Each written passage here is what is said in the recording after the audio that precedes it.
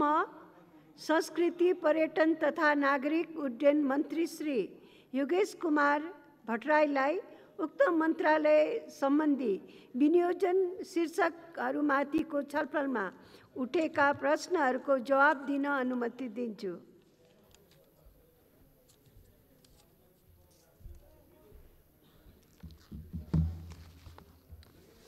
सम्मान्य सभामुख महोदय, सभामुख महोदयको अनुमतिले आर्थिक वर्ष 77-78 को बजेट वक्तव्य अन्तर्गत संस्कृति पर्यटन तथा नागरिक उड्डयन मन्त्रालयका विभिन्न शीर्षकहरूमाथिको खर्च कटौती र मान्य सदस्यज्यूहरूबाट व्यक्त टिप्पणी, धारणा र सुझावहरूको बारेमा केही प्रश्न पार्न म यहाँ उपस्थित भएको छु। सभामुख महोदय, कोभिड-19 को सबैभन्दा ठुलो धक्का विश्वव्यापी हिसाबले पर्यटन क्षेत्रमा परेको छ। नेपालमा पनि त्यसको प्रत्यक्ष असर पर्यटन क्षेत्रमा परेको सम्पूर्ण मान्यज्यूहरूलाई अवगतै छ। त्यसकारणले पनि होला यो मन्त्रालय अलिकति पीडित मन्त्रालय छ, यो मन्त्री पीडित छ अहिले भनेर मान्यज्यूहरूले धेरै प्रश्नहरू गर्नुभएको छैन। पीडित मन्त्रीलाई अलिअलि मलमपट्टि लगाउनु भएको छ। मान्यज्यूहरूलाई म धन्यवाद दिन चाहन्छु। जति पनि प्रश्नहरू गर्नुभएको छ, जिज्ञासा राख्नुभएको छ, खर्च कटौती लगायत पछि बोल्ने मान्यज्यूहरू, यहाँहरू सबैलाई म धन्यवाद दिन चाहन्छु। विशेष गरी यो वर्षको विनियोजन शीर्षकहरू बनाइरहँदा दुईवटा सीमितताहरू, लिमिटेसन, कन्स्टेन्टको बारेमा मान्यज्यूहरूलाई म अवगत गर्न चाहन्छु। एउटा त अघि मैले भनिहालेँ, कोभिड-19 को कारणले पर्यटन क्षेत्र अन्तर्गतका नागरिक उड्डयनका थुप्रै कार्यक्रमहरूलाई स्थगित गर्नु परेको छ। जुन उत्साह हामीले 2020 को भ्रमण वर्षबाट अगाडि बढाउन खोजेका थियौँ, त्यसमा ठुलो हामीलाई धक्का लागेको छ, जसले गर्दा पर्यटन क्षेत्रको विनियोजन पनि प्रतिरक्षात्मक छ भन्ने कुरा मान्यज्यूहरू सबैले बोल्ने क्रममा पनि भन्नुभएको छ। त्यस्तै यसको अर्को एउटा कन्स्टेन्ट छ, सम्भवतः सबै मन्त्रालयमा यो पर्ने नै छ। हामी जनप्रतिनिधिहरू जनताबाट चुनेर आएका छौँ। जनताका, हाम्रा मतदाताहरूका असीमित दबावहरू छन्, जनताका असीमित आकाङ्क्षाहरू छन्। त्यसअनुसार मान्यज्यूहरूले बजेटको माग गर्नुभएको छ, कार्यक्रमको माग गर्नुभएको छ, योजनाहरूको माग गर्नुभएको छ। तर हामीसँग यसपल्टको बजेट पनि हेऱ्यौँ भने हामीले उठाउने राजस्वले साधारण खर्च पनि धान्न सकिएको अवस्था देखिँदैन। आखिर यसको प्रभाव पुँजीगत खर्चहरूमा पनि पर्ने नै हुन्छ, तर विकासका बजेटहरूमा पनि यसको प्रभाव पर्ने नै हुन्छ। त्यो कन्स्टेन्ट हामीसँग छ, जसले गर्दा मान्यज्यूहरूले माग गर्नुभएका थुप्रै आयोजनाहरू समावेश हुन सकेको छैनन्। यहाँहरूले त्यसलाई आजको बाध्यात्मक स्थितिको रूपमा बुझिदिनु हुनेछ भन्ने मैले विश्वास लिएको छु मान्यज्यूहरूसँग। झन्डै 2500 जति मान्यज्यूहरूका निवेदनहरू मैले कलेक्सन गरेको थिएँ। 2500 जति आयोजनाहरूको माग भएको थियो। ती धेरै नै कटौतीमा परेका छन्।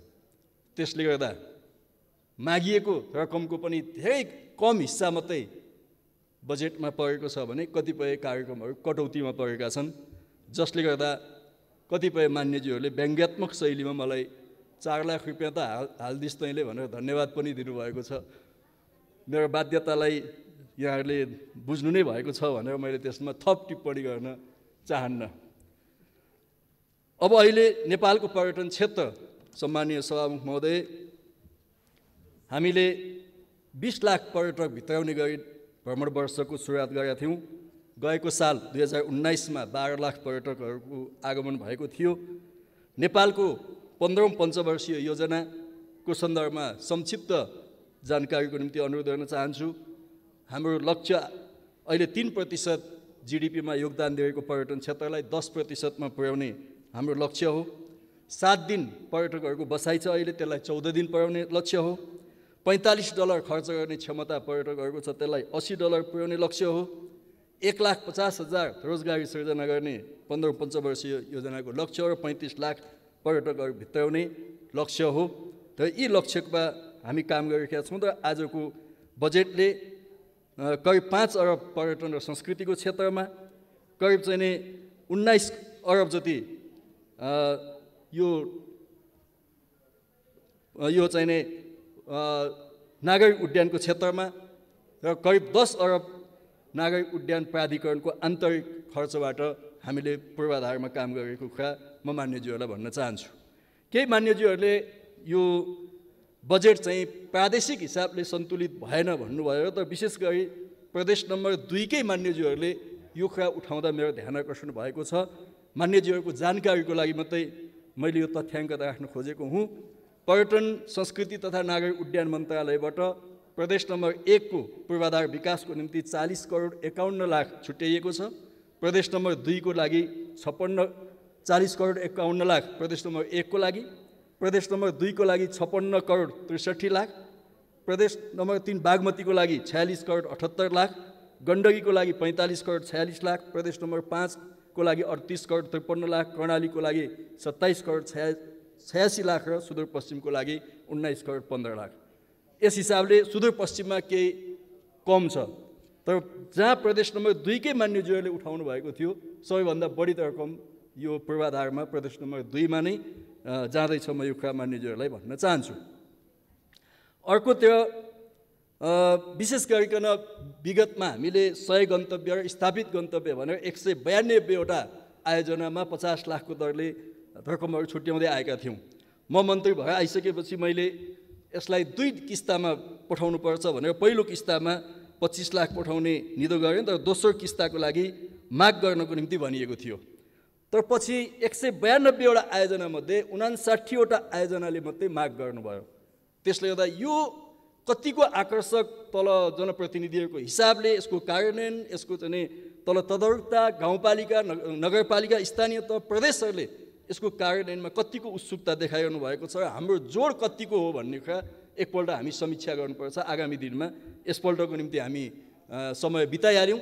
आगामी वर्षहरूमा बजेट बनाउँदा यस्ता कुराहरूलाई विशेष गरी ध्यान दिनुपर्छ भन्ने म निवेदन गर्न चाहन्छु। जहाँसम्म विश्व महामारीको सन्दर्भबाट पर्यटन क्षेत्रले जुन धक्का खाएको छ यसको पुनर्स्थापनाको प्याकेज छैन भन्ने मान्यज्यूहरूको प्रश्नमा म यति मात्रै भन्न चाहन्छु। एकपल्ट बजेट वक्तव्य यहाँहरूले फेरि एकपल्ट पढ्नुभयो भने 50 अरबको पुनर्स्थापना कोष छ, 5% ब्याजमा त्यो रकम चलाउन सकिन्छ। 1 खरबको पुनर्स्थापना कोष छ, त्यो 5% चलाउन सकिन्छ।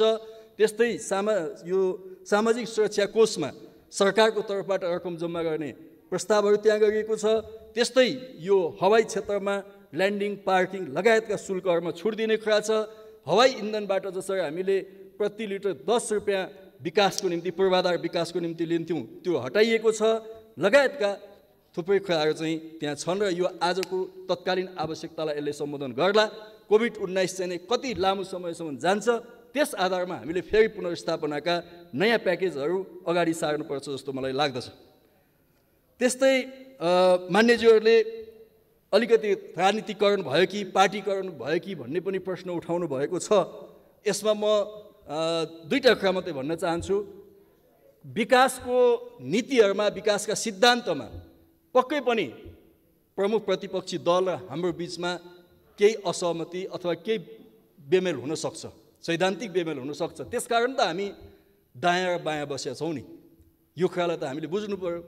किन हामी दायाँ बसेका छौँ, किन बायाँ बसेका छौँ भन्दा नीतिमा भिन्नता छ र दायाँ बायाँ बसेका छौँ, तर कार्यक्रममा भिन्नता हुँदैन, योजनामा ठुलो भिन्नता हुँदैन। म मान्यजीहरूले यो कुरा उठाउँदा जवाफ दिनु आउनु अगाडि मन्त्रालयमा कति मन्त्री भएछन् मेरो मन्त्रालयमा भनेर हेरेँ। प्रमुख प्रतिपक्षी दल जो आज हुनुहुन्छ उहाँहरूबाट 10 जना मन्त्री हुनुभएछ, तर विश्वेश्वर प्रसाद कोइरालाको नाममा पुरस्कार बनाउन मै आइपुग्नु पर्यो। मान्यजीहरूले कहिले पनि बनाउनु भएको थिएन, मै आइपुग्नु। प्रमुख प्रतिपक्षीको मान्यजीहरूले यसमा त अलिकति स्वागत गर्नु होला कि भनेको स्वागतै गर्नु भएन, मलाई अचम्म लागेको छ।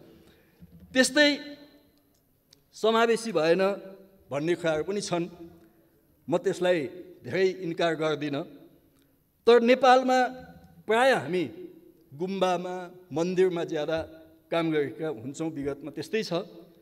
तर यसपटक पहिलोपटक हामीले पुरातत्व विभाग मार्फत जसरी मन्दिरहरूको गुम्बाहरूको पुनर्निर्माण र जीर्णोद्धार हुन्थ्यो। पहिलो पटक हामीले मस्जिदको जीर्णोद्धारमा पनि पैसा हाल्यौँ। त्यसको मतलब नेपालको झन्डै 4% मुस्लिम समुदायमाथिको एउटा ठुलो सम्मान यसपल्टको बजेटबाट भएको छ। मान्यज्यूहरूले यो पनि हेर्नुहुनेछ भन्ने विश्वास म लिन चाहन्छु। त्यस्तै यो सगरमाथा कसले नाम राख्यो? हामी सबैलाई जिज्ञासा छ। सगरमाथाको नाम इतिहास शिरोमणि बाबुराम आचार्यले त राख्नु भएको थियो, तर उहाँका नाममा कुनै सम्मान स्थापना भएको थिएन। हामीले पहिलो पटक इतिहास शिरोमणि बाबुराम आचार्यको नाममा सगरमाथा राष्ट्रिय पुरस्कारको स्थापना गरेका छौँ। मान्यज्यूहरूले यतातिर पनि ध्यान दिनुभए मलाई अझै खुसी हुने थिए जस्तो मलाई लाग्छ। त्यस्तै हाम्रा पूर्व मन्त्री रविन्द्र अधिकारीको नाममा पनि पर्यटन राष्ट्रिय पुरस्कार स्थापना गरिएको छ। यो सम्मान हो, म यहाँहरूलाई भन्न चाहन्छु। मान्यज्यूहरूले आफ्नो पार्टीका नेता शहीदको नाममा भन्नुभएको छ। सायद विगतको कुराहरूलाई उहाँले सम्झिनुभयो होला, आफ्नै पालाको पनि सम्झिनुभयो होला र यो प्रश्न उठाउनु भयो होला। यसपटक यो अहिलेको 76-77 पनि र 77-78 पनि राष्ट्रिय नेताहरूका नाममा बनेका प्रतिष्ठानहरूलाई दिने अनुदान अहिले चालुमा पनि छैन र आगामी वर्षको बजेटमा पनि यो शीर्षक छैन। त्यसो हुँदा कसैलाई दिनु परेन, हामी समान छौँ सबैसँग भन्ने कुरा म मान्यज्यूहरूलाई राख्न चाहन्छु। जब बाँड्नु पर्दैन हामी सबै समान हुन्छौँ, बाँड्नु पर्यो भने अलिकति तलमाथि होला भन्ने डर हो, बाँड्नै परेको छैन। त्यो कुरा म यहाँहरूलाई राख्न चाहन्छु मान्यज्यूहरूलाई।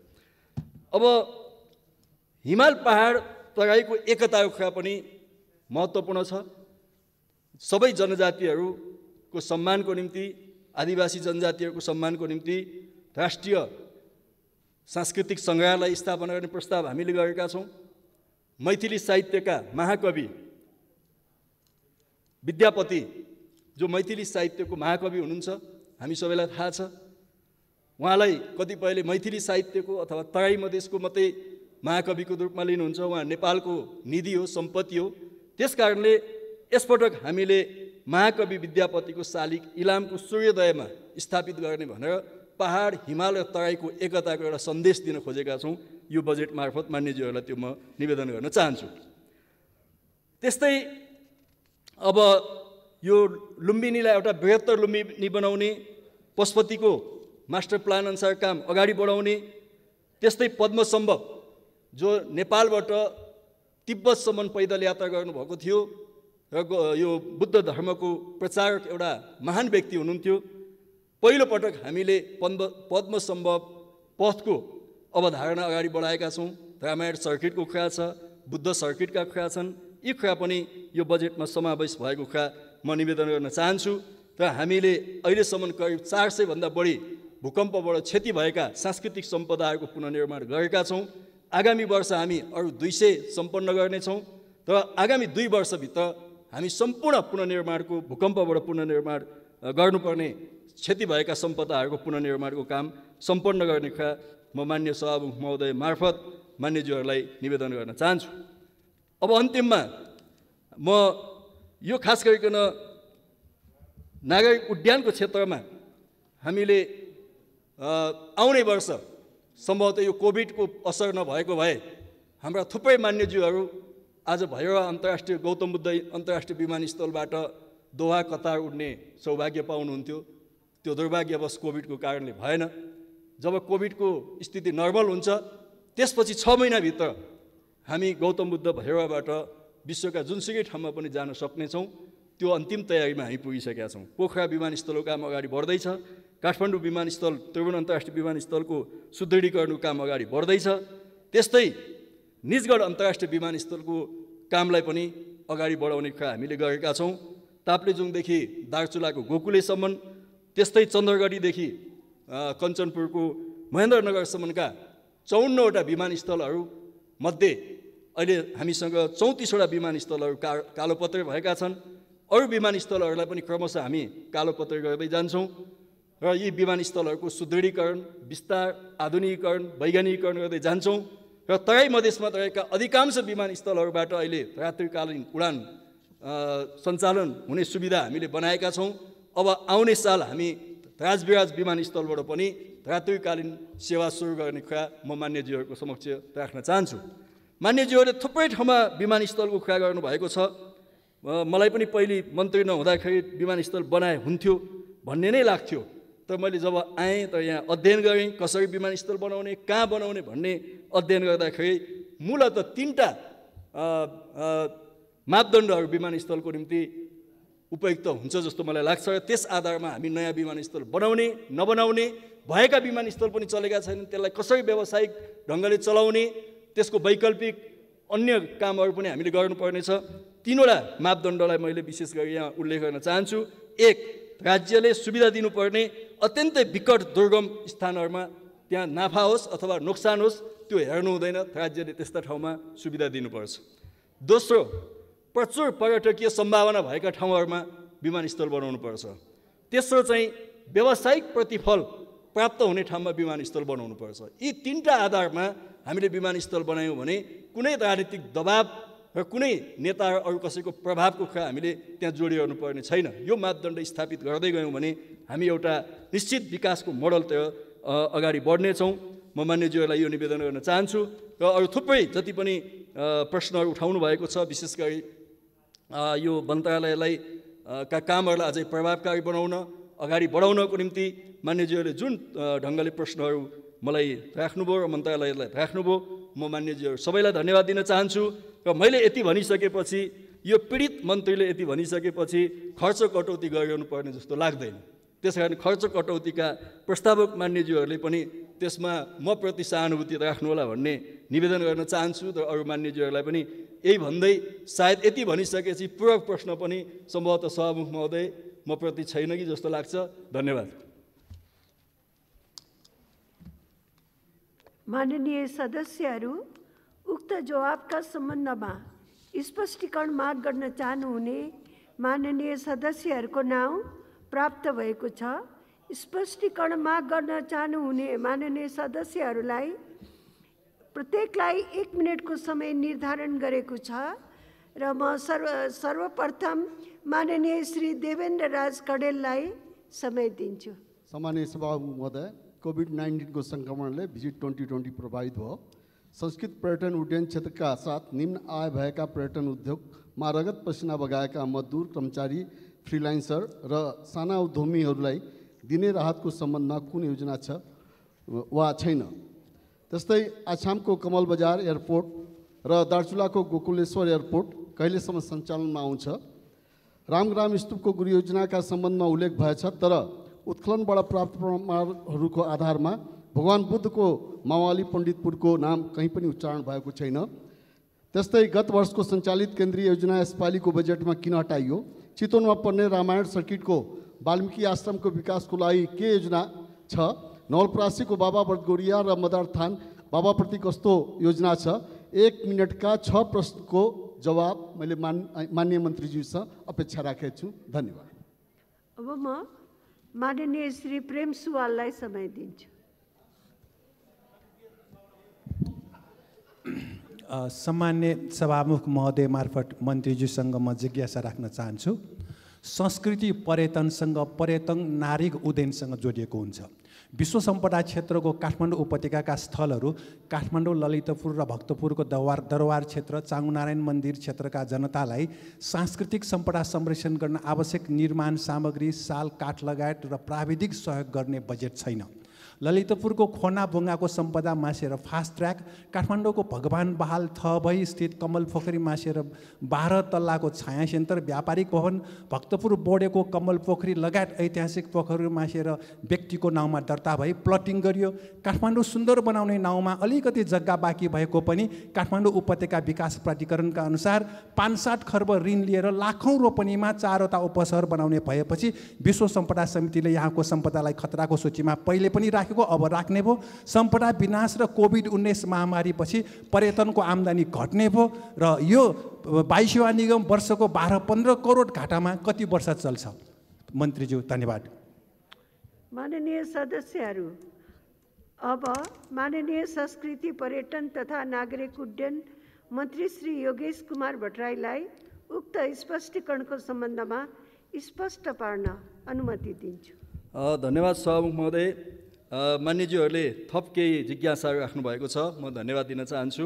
कोभिड-19 को पुनर्स्थापनाको कुरा मैले अघि पनि भने, जुन 50 अरबको कोष हामीले खडा गरेका छौँ, त्यसबाट व्यवसाय सञ्चालन गर्न, कर्मचारी र श्रमिकहरूलाई आफ्नो ज्याला र तलब दिनको निम्ति व्यवसायीहरूले त्यो कोषबाट उहाँहरूलाई केही मौका त्यसमा दिएको छ, त्यसबाट उहाँहरूले सुविधा लिन सक्नुहुनेछ।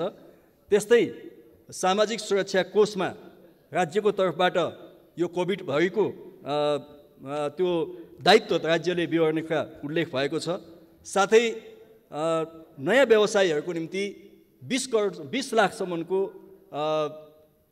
सस्तो 2% ब्याजमा 20 लाखसम्मको नयाँ व्यवसाय सञ्चालनको निम्ति पनि कोषको व्यवस्था गरिएको छ। त्यो मैले अघि पनि भने, निवेदन गरेँ मान्यज्यूलाई, यो अहिले तत्कालको लागि हो। यदि यसको प्रभावहरू दीर्घकालीन हुँदै गयो भने हामीले जुनसुकै स्रोतबाट पनि खर्च जुटाएर यो कोभिडका विरुद्ध लड्ने कुरा नै आजको नेपाल सरकारको पहिलो निशाना हो। त्यसकारणले त्यो निशानामा नै हामी जान्छौँ। अन्यताका धेरै कुराहरूलाई कटौती गरेर भए पनि यसका विरुद्ध लड्नुपर्ने राष्ट्रिय आवश्यकता छ। यो आजको हाम्रो राष्ट्रिय लडाइँ पनि हो। कमल विनायक विमानस्थल, गोकुले विमानस्थल सबै निर्माणाधीन छन् र त्यसको निम्ति बजेटको व्यवस्था भएको छ। रामग्रामलाई हामीले खास गरी लुम्बिनीमा, अहिले लुम्बिनी भनिसकेपछि एक ठाउँलाई मात्रै ज्यादा बुझिन्छ। अब लुम्बिनी, मायादेवी स्थल, रामग्राम, उता तिलौराकोट, देवदह लगायतका ती सम्पूर्ण क्षेत्रलाई समेटेर बृहत्तर लुम्बिनीको अवधारणा अहिले हामीले अगाडि बढाउँदैछौँ। र त्यो अवधारणाभित्र नै मान्यज्यूहरूले उठाउनुभएका धेरै कुराको समाधान हुनेछ भन्ने विश्वास म लिन चाहन्छु। रामायण सर्किटको बारेमा अहिले अघि नै मैले मान्यज्यूलाई निवेदन गरिसकेका छु। जहाँसम्म काठमाडौँभित्रका विश्व सम्पदा सूचीहरू छन् 7वटा, ती सम्पूर्ण सम्पदा सूचीहरूलाई जोड्ने एउटा चाहिँ सम्पदा सर्किट बनाउने प्रस्ताव, कन्सेप्ट हामीले अगाडि बढाएका छौँ। सांस्कृतिक सम्पदाहरूलाई मासेर भौतिक संरचनाहरू निर्माण गर्ने कुरा नेपाल सरकारको नीतिमा पर्दैन, त्यस्तो कुरा हुन दिइँदैन। म मान्य प्रेम सुवालजीलाई स्पष्ट गर्न चाहन्छु। त्यस्तै नेपाल वायुसेना निगमको जुन कुरा गर्नुभयो, यो वार्षिक 12-15 करोड होइन। नेपाल वायुसेना निगमले वार्षिक 4 अरब ऋण तिर्नुपर्छ, ब्याज तिर्नुपर्छ। त्यसैले यसको एउटा दीर्घकालीन समाधानको निम्ति यसलाई यसको स्ट्राटेजिक पार्टनरसिप खोज्ने, यसलाई चाहिँ सार्वजनिक कम्पनीको रूपमा रूपान्तरण गर्ने, त्यहाँभित्र खर्च कटौती गर्ने र यसको व्यावसायिक क्षमता र प्रतिस्पर्धी क्षमता पनि बढाउने नीति हामीले लिएका छौँ। त्यस आधारमा आगामी दिनमा हामी थप योजनाहरू अगाडि बढाउँदै जान्छौँ भन्ने कुरा म यहाँलाई निवेदन गर्न चाहन्छु। र यहाँ पूरक प्रश्नको रूपमा मान्यज्यूहरूले जुन कुरा उठाउनुभयो, यहाँहरूलाई थप स्पष्टीकरण म दिँदै मान्य सभामुखलाई समय उपलब्ध गराउनु भएकोमा धन्यवाद दिन चाहन्छु। धन्यवाद। माननीय सदस्यहरू, संस्कृति, पर्यटन तथा नागरिक उड्डयन मन्त्रालय सम्बन्धी विनियोजन शीर्षकमाथिको छलफल यही समाप्त हुन्छ। अब माननीय